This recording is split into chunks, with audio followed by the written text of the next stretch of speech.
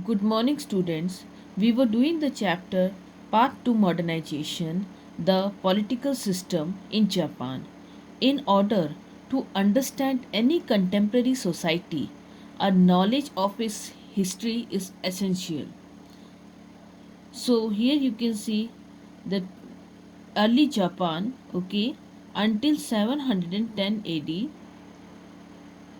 during the Zomon periods, the time of Japanese prehistory traditionally dated between 14,500 BC to 300 AD. It coincided with the Neolithic period in Europe and Asia and ended around 300 BCE when the Yayoi period began. So the name Zomon here, uh, its meaning chord marked or patterned, comes from the style of poetry made during the time. So during the Yayoi period, okay, another period came was the Yayoi period.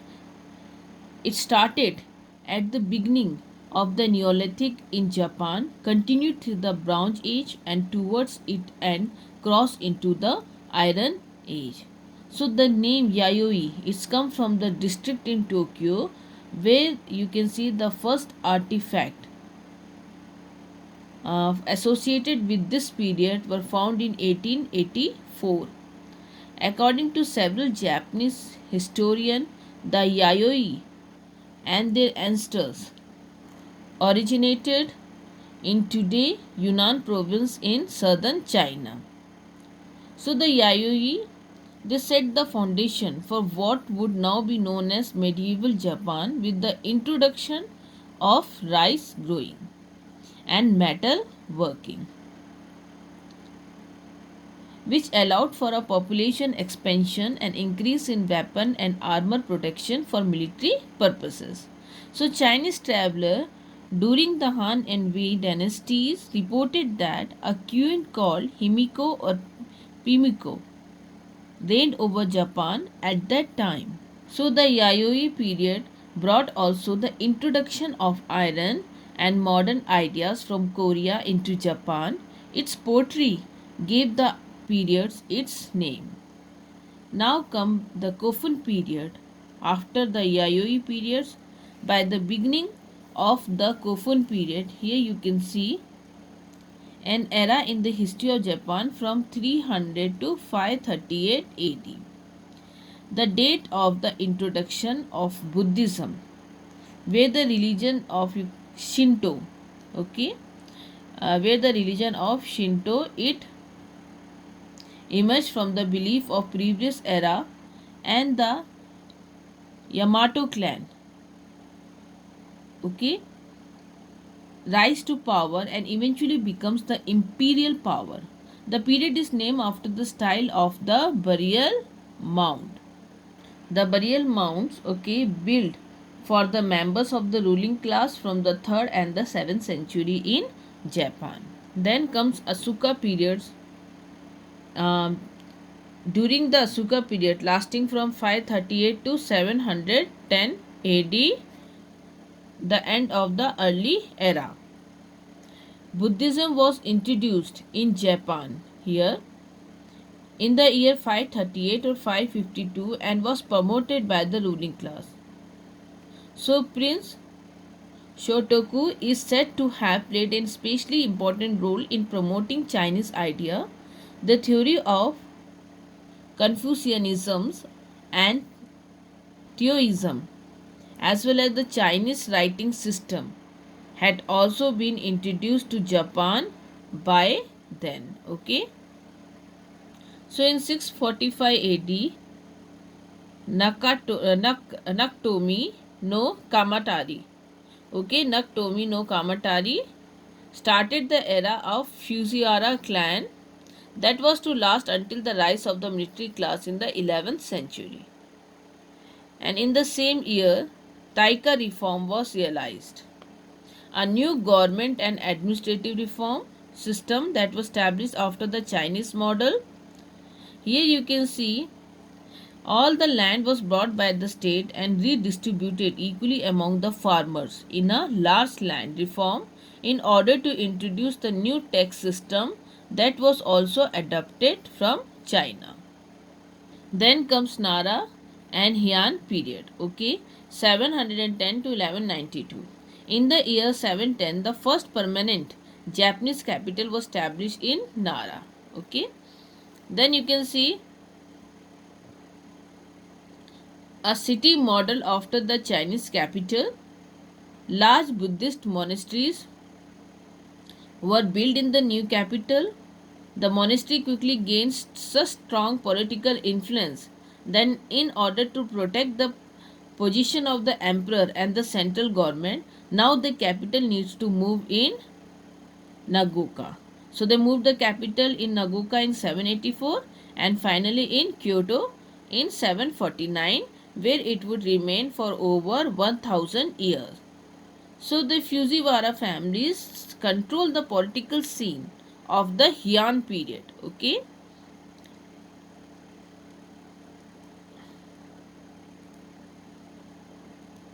Heian period over several centuries. The Fujiwara supremacy came to an end on 1068 when the emperor, you can see, Go Sanzo was determined to rule the country by himself and the Fujiwara failed to control him. So the new form of government was called Insei government. Insei emperor exerted political power from 1086 until 1156 Common Era, when you can see Taira Kiyomori became the new leader of Japan. After Go Sanzo, you can see Taira Kiyomori, he became the new leader of the Japan. In the 12th century, two military families with aristocratic background gained much power. The Minamoto or Genji and the Taira or Heiki families. Now comes Kamakura periods, which reigned, you can see 1192 to 1333.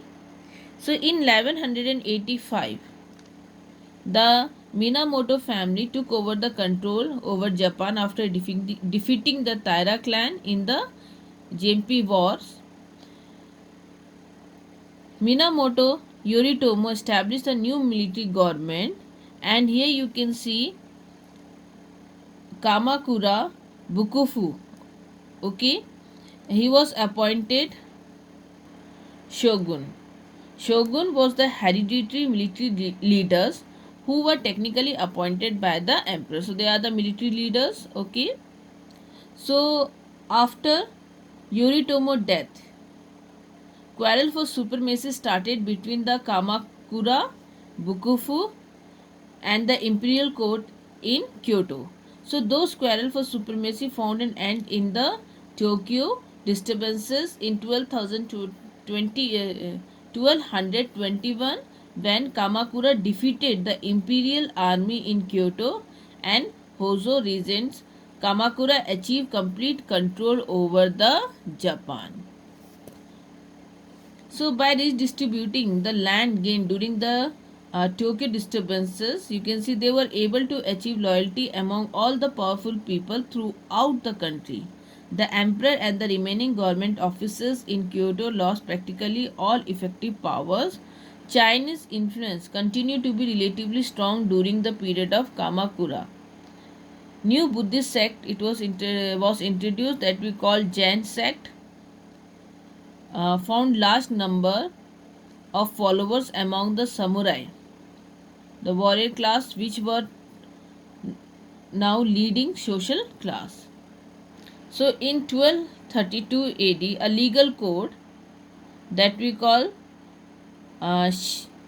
Shikimoku, okay, Shikimoku was promulgated. It stressed Confucian values such as the importance of loyalty to the master and generally attempted to suppress a decline of moral and disciplines.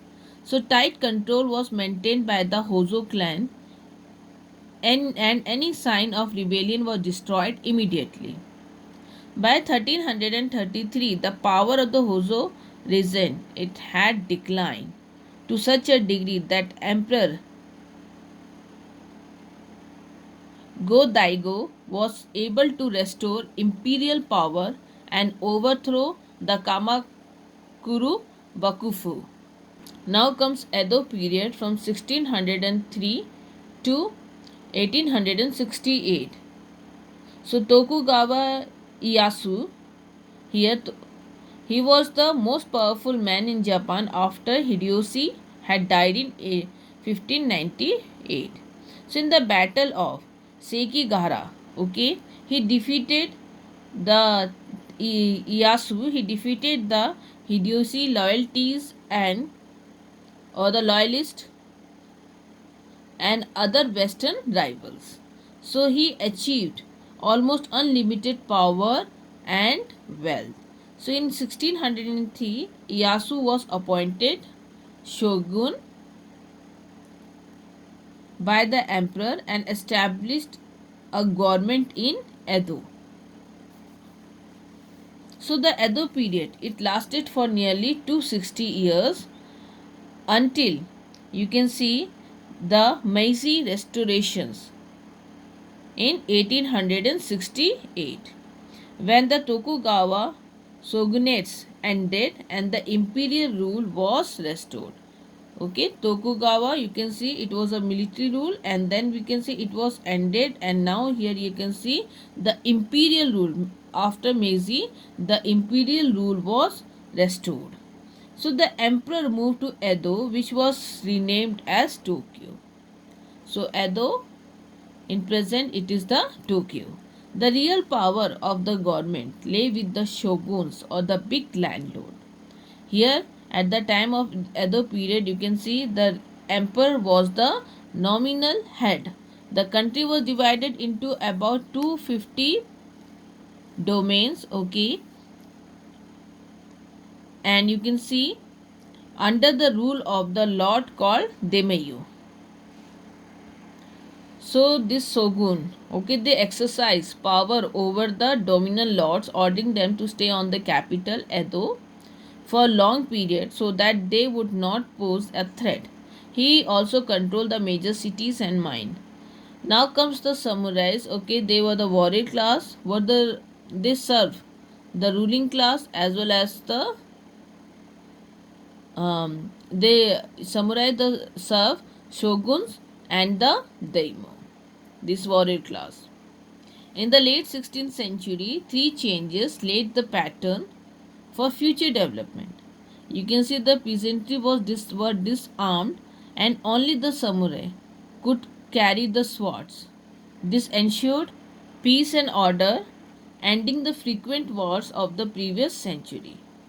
So the daimyo, they were ordered to live at the capital of the domain, each with a large degree of autonomy. Land survey identified owners and taxpayer and graded land productivity to ensure a stable revenue base. So the daimyo capitals here it became bigger, so that by the mid 17th century Japan not only had the most populated city in the world Edo, but also two other large cities Osaka and Kyoto, and at least half a dozen castle towns with population of over 50,000. So this led to the growth of commercial economy, and you can see created financial and credit system. Person merit began to be more valued than his state. So a vibrant culture that blossomed in the town with the fast growing class of merchant. They patronized the theatres and the art. So as people enjoyed reading, it became possible for gifted writer to earn a living solely by writing. So in Edo, people could send.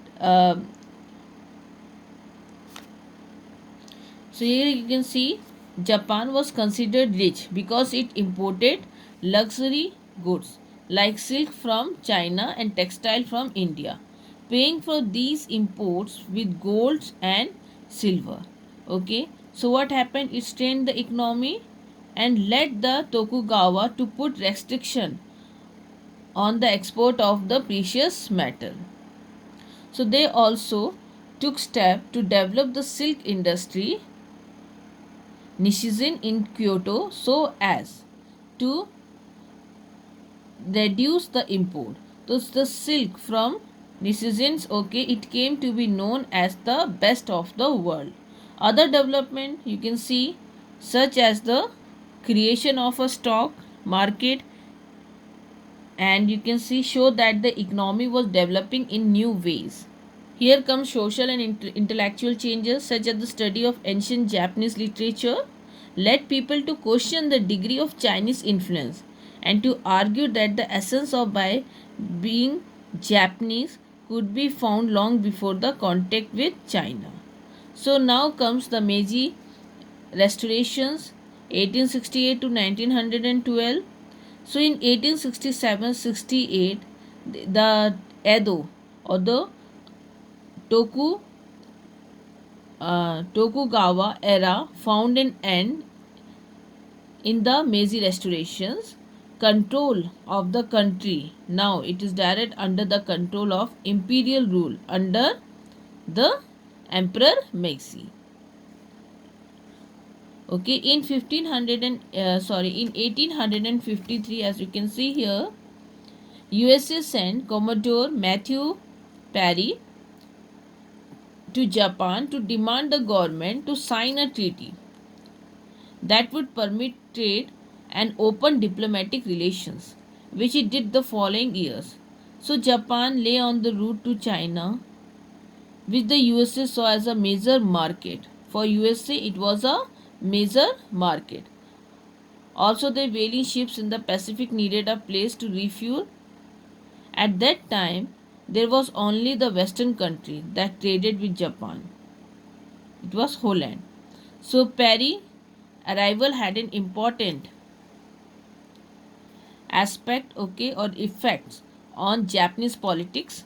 The emperor who till then had little political power now re-emerged as an important figure.